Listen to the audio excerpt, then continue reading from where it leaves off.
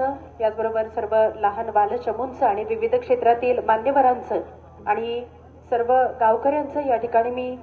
महात्मा फुले प्रतिष्ठानच्या वतीनं मनापासून आणि सहर्ष असं स्वागत या ठिकाणी करतेय। खऱ्या अर्थानं आज या ठिकाणी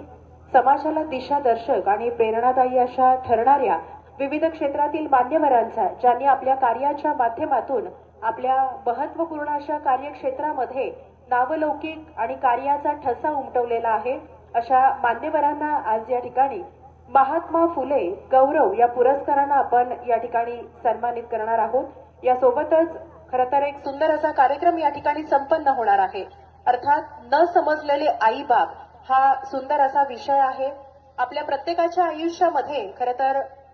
आई वडिलांचं जे स्थान असतं ते आपण इतर कोणालाही देऊ शकत नाही। परमेश्वराच्या रूपातच आपण आई वडिलांना पाहत असतो, कारण खऱ्या अर्थाने ज्या आई वडिलांनी आपल्याला ही दुनिया दाखवली आणि साक्षात परमेश्वर आपल्या प्रत्येकाच्या पाठीशी उभा राहू शकत नाही, म्हणूनच की काय या परमेश्वरानं आपल्याला आई वडील दिले आणि या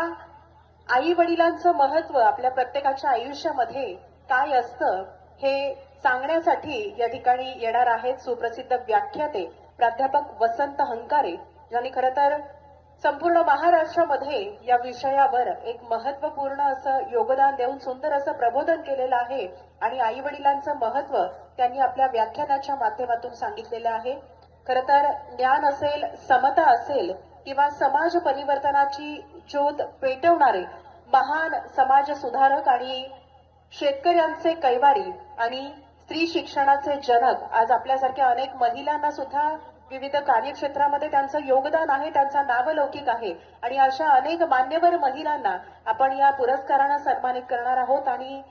आपल्यासारख्या अनेक स्त्रिया ज्यांनी घराचा उंबरठा ओलांडला आणि खऱ्या अर्थाने शिक्षणाची ज्योत आपण खरं तर पेटवली आणि स्त्री शिक्षणाचे जनक म्हणून आपण ज्यांना पाहतो असे महात्मा ज्योतिबा फुले, ज्यांना आपण क्रांतीसूर्य म्हणतो, त्यांच्या विचारांनी प्रेरित होऊन आज या ठिकाणी महात्मा फुले प्रतिष्ठानच्या माध्यमातून अनेक मान्यवरांना आपण हा पुरस्कार देणार आहोत। एकंदरीतच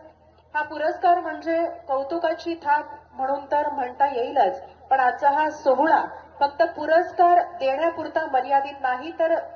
संपूर्ण समाजासाठी आपलं आयुष्य ज्यांनी अर्पण केलेलं आहे अशा अनेक कर्तृत्ववान व्यक्तींना आणि ज्यांनी आपल्या कार्यक्षेत्रामध्ये महत्वपूर्ण योगदान देत एक चांगला असा नावलौकिक मिळवलेला आहे, आपल्या प्रत्येकांच्या समोर एक आदर्श निर्माण केलेला आहे,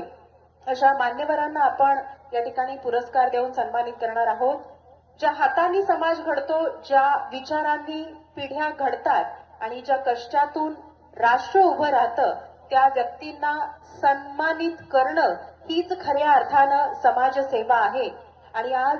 महात्मा फुले प्रतिष्ठानच्या माध्यमातून आपण शिक्षण असेल, उद्योग असेल, समाजसेवा असेल किंवा कृषी क्षेत्र असेल किंवा आदर्श माता पिता अशा विविध मान्यवरांना ज्यांनी विविध क्षेत्रामध्ये उत्कृष्ट अशी कामगिरी केलेली आहे, अशा अनेक मान्यवरांना आपण महात्मा फुले